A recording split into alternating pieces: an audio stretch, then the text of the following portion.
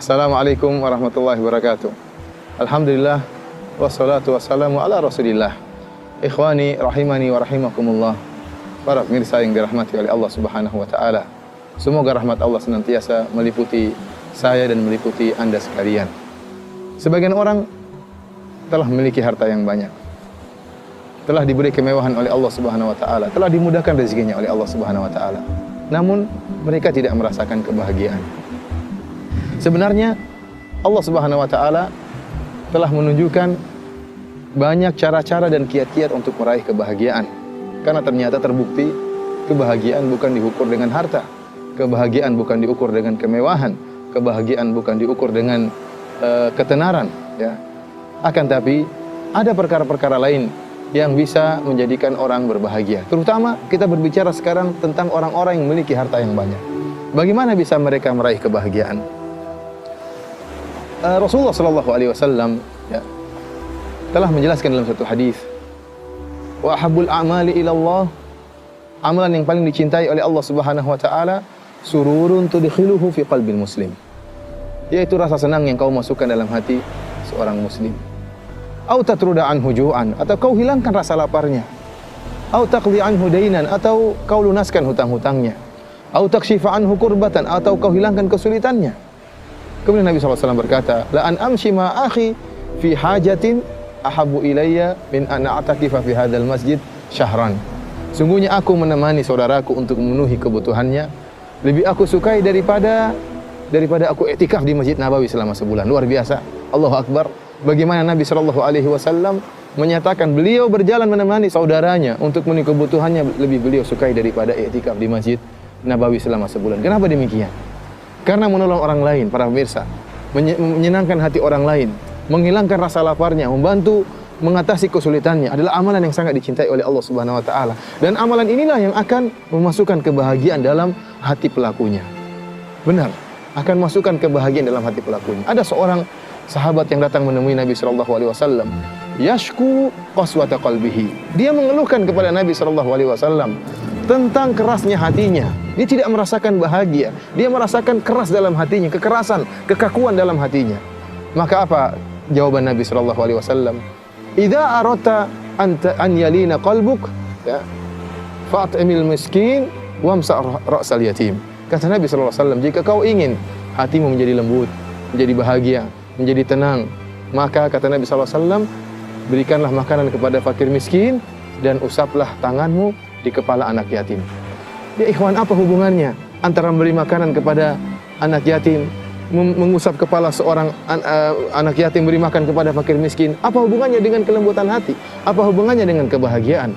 Ingatlah bahwasanya ada kaidah yang sangat agung yang telah dijelaskan oleh para ulama, al-jaza min jinsil amal. Bahwasanya balasan sesuai dengan amalan perbuatan seorang hamba. Jika seorang hamba berusaha menyenangkan hati orang lain, memikirkan kesulitan yang dihadapi oleh orang lain, berusaha untuk menyenangkan hatinya, masukkan kesenangan dalam hatinya, maka Allah akan masukkan kesenangan dalam dirinya. Jika dia berusaha masukkan kebahagiaan dalam hati orang lain, maka Allah akan memberikan kebahagiaan dalam dirinya. Oleh karena kita dapati sebagian orang, dia berusaha berletih-letih, berpayah-payah, pergi ke tempat yang jauh untuk membantu kaum muslimin, membawakan bantuan, mengumpulkan dana untuk diberikan kepada kaum muslimin, dan dia tidak pernah capek. Padahal itu pekerjaan yang sangat berat. Bahkan dia mungkin tidak mendapatkan dunia sepeser pun. Akan tapi kenapa dia bisa betah melakukan itu semua? Karena ada kebahagiaan yang dia dapatkan. Allah yang masukkan kebahagiaan dalam dirinya. Oleh karenanya manusia yang paling bahagia di atas muka bumi ini adalah Nabi sallallahu alaihi wasallam. Kenapa? Karena beliau adalah orang yang paling memikirkan ingin membahagiakan orang lain. Orang yang kata Allah Subhanahu wa taala, azizun alaihi ma anittum. Itu Rasulullah SAW merasa berat apa yang beratkan kalian. Apa yang beratkan para sahabat, yang beratkan kaum muslimin terasa berat oleh Nabi sallallahu alaihi wasallam. Oleh karenanya Khadijah radhiyallahu taala anha pernah berkata kepada Nabi sallallahu alaihi wasallam dalam Sahih Al-Bukhari, "Wallahi la yukhzikallahu abada. Kalla fa wallahi abshir."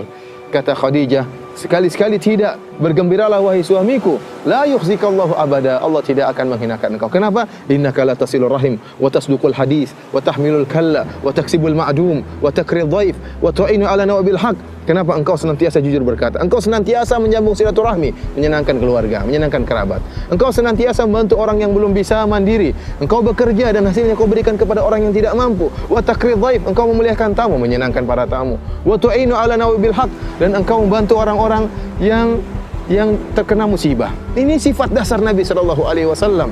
Ya, bagaimana dia berusaha menyenangkan hati orang lain. Bahkan disebut dalam hadis, tatkala Nabi sallallahu alaihi wasallam didatangi oleh seorang budak jariyah, kemudian ditariklah tangan Nabi sallallahu alaihi wasallam dan Nabi membiarkan tangannya dibawa apa yang dikehendaki oleh budak kecil wanita tersebut.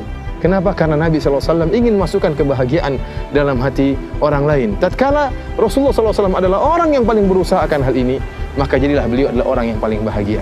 Karenanya, para mirsa yang dirahmati oleh Allah Subhanahu wa taala, jika Anda diberi kelebihan harta, jika Anda diberi kelebihan rezeki, maka ya sumbangkanlah sebagian harta tersebut kepada orang-orang miskin, kepada orang-orang yang membutuhkan. Masukkan kebahagiaan dalam diri dada-dada mereka, niscaya Allah akan membahagiakan engkau. Yakinlah akan hal itu. Al jaza' min jinsil amal, bahwasanya balasan sesuai dengan amalan seorang hamba. Bagaimana seorang akan dibiarkan oleh Allah Subhanahu wa taala? Bagaimana seorang tidak bahagia sementara dia pusing memikirkan bagaimana bisa membahagiakan orang tersebut? Bagaimana bisa membahagiakan saudaranya? Bagaimana membahagiakan ya kaum muslimin yang lain? Maka Allah akan berikan masukan kebahagiaan dalam dirinya. Demikian para pemirsa yang dirahmati Allah Subhanahu wa taala. Wallahu ta'ala bisawab. Assalamualaikum warahmatullahi wabarakatuh.